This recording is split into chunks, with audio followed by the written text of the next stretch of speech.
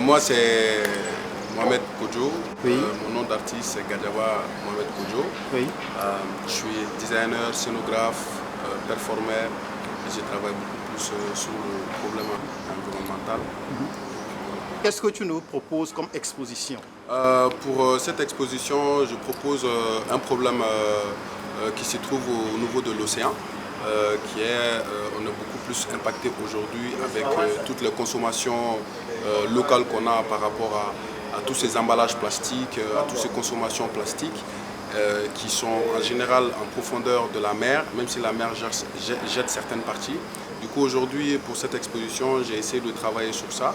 Du coup, mon exposition, il s'appelle Bactériologie chimique et organique. Alors, cette thématique-là, ça nous impacte en général dans tous les environnements aujourd'hui dans le monde entier, que ce soit la pollution, que ce soit la consommation exagérée. Alors, depuis quand Kodjo se fait l'avocat défenseur de la mer dans sa production artistique? Ça fait 3 ans depuis mon arrivée au Sénégal, parce que je peux vous assurer qu'au Mali, on n'a pas la mer. Alors, depuis que je suis arrivé au Sénégal ici et que j'ai commencé vraiment à fréquenter la mer, du coup, j'ai commencé à me rendre compte qu'il y a pas mal de problématiques aussi par rapport à l'océan et la mer, quoi.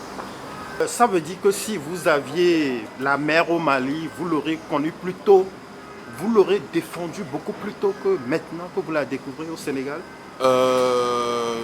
Peut-être oui, comme je ne connais pas, mais j'avais déjà commencé pas mal de thématiques au Mali aussi parce qu'on a le fleuve Niger qui traverse tout le Mali.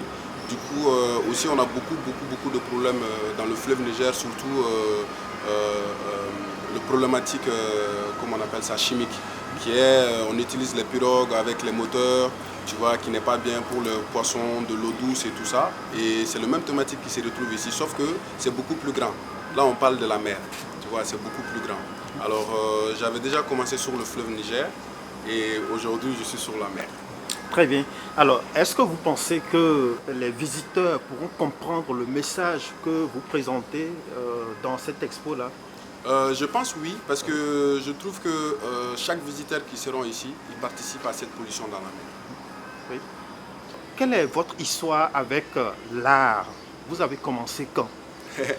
Bon, là, j'ai commencé depuis tout petit parce que depuis très jeune, je suis né dans un quartier populaire, là où il y avait à Bamako.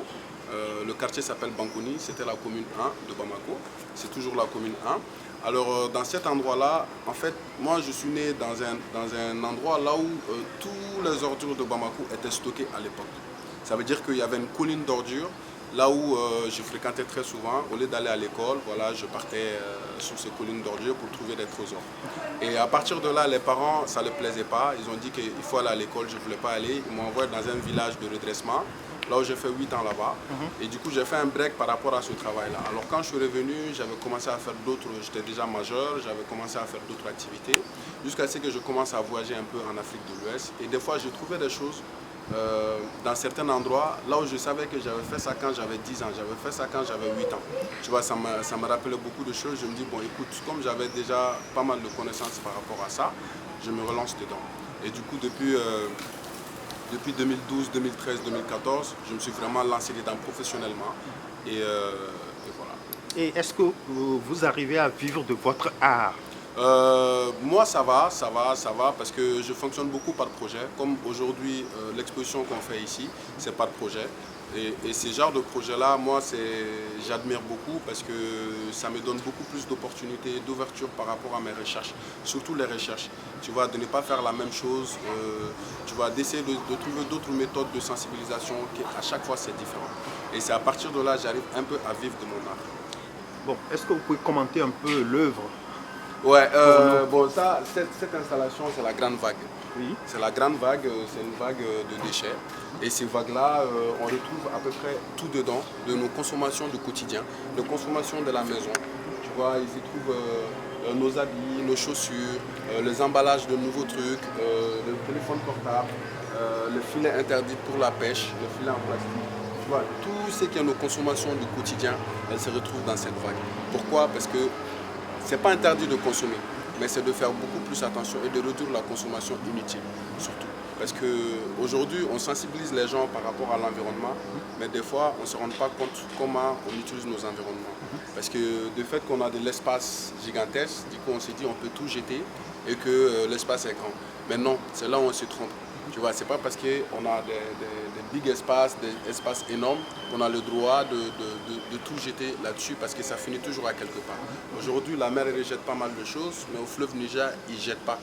Tu vois, ça va en profondeur. Voilà. Voilà. Et vous invitez chaque visiteur, chaque citoyen à mieux gérer ses déchets, c'est cela? Ouais, j'invite vraiment chaque visiteur justement surtout à faire attention et beaucoup attention et essayer de consommer vraiment moins. Vous voyez, un pain de 100 francs à la boutique, on donne un sachet plastique. Vous voyez, un cacahuète de 50 francs, on a des sachets plastiques. Et même si on achète un nouveau habit, c'est dans 3 ou 4 sachets plastiques d'emballage. Alors c'est juste essayer de faire beaucoup attention à ça et de dire non, et de savoir à dire non aussi. Par exemple, j'achète du pain, je vais à la boutique, je peux prendre une vieille t-shirt, tu vois, ça peut m'aider à couvrir le pain. Je n'ai pas obligé d'avoir le sachet plastique avec. Tu vois, apprendre maintenant, commencer à dire non à des choses qui ne sont pas bonnes pour notre société. Il faut qu'on commence à dire non.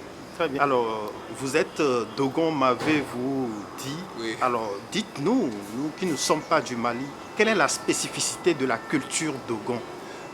La culture Dogon, on sait que depuis quelques siècles, c'est une culture qui ont la connaissance de la cosmogonie Dogon.